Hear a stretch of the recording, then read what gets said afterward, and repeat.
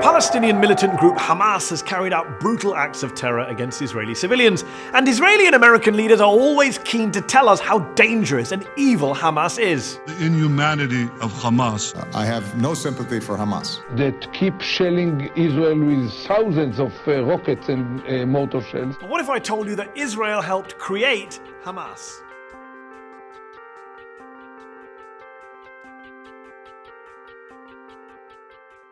Officially, Hamas, which is the acronym for an Arabic phrase meaning Islamic Resistance Movement, was founded in 1987, at the start of the first Palestinian Intifada, or uprising, against the Israeli occupation. But its roots were planted much earlier. The Hamas founder Sheikh Ahmed Yassin was a half-blind, disabled Palestinian cleric and member of the Muslim Brotherhood.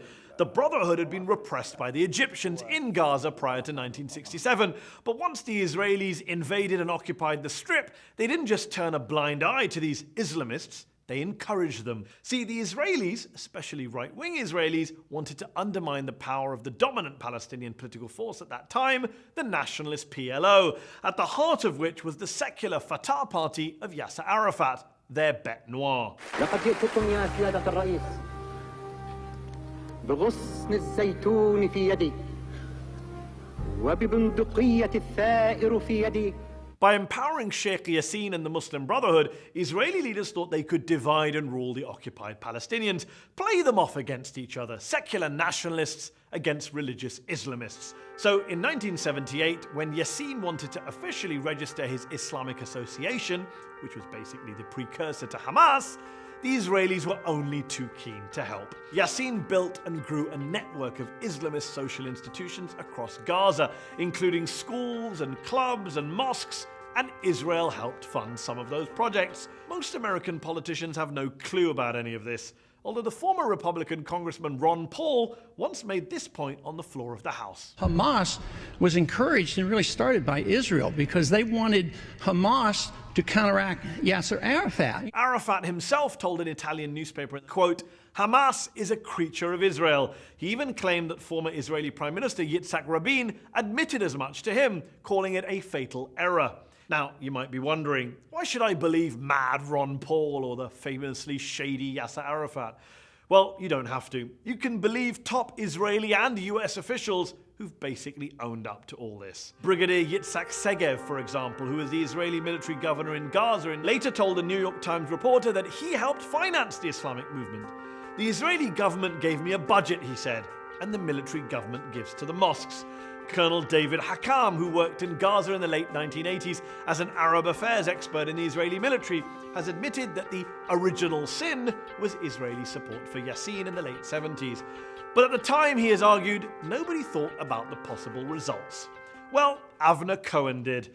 Cohen was the Israeli official who was responsible for religious affairs in Gaza for more than 2 decades, and who now says, quote, "Hamas, to my great regret, is Israel's creation." Yeah, Cohen's words. He actually wrote an official report to his superiors in the mid-1980s, warning them not to play divide and rule in the occupied territories and calling on Israel to, quote, "break up this monster before this reality jumps in our face." But no one else on the Israeli side really took the possibility of blowback seriously at that time.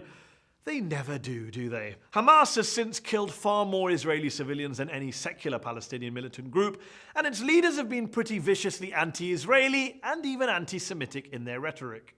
لن نعترف بإسرائيل. لا مكان لكم بيننا ولا مستقبل لكم بين الأمم إنكم إلى زوال. Sheikh Yassin would eventually be assassinated by an Israeli airstrike in Gaza. Sheikh Yassin and its organization, the Hamas, are responsible to the killings of more than 400 Israelis. So the question shouldn't be why now. I think it should be why not before. Why not before? Well, because before, Israel was actually nudging and winking at Yassin and co., building them up as a rival to Arafat's Fatah.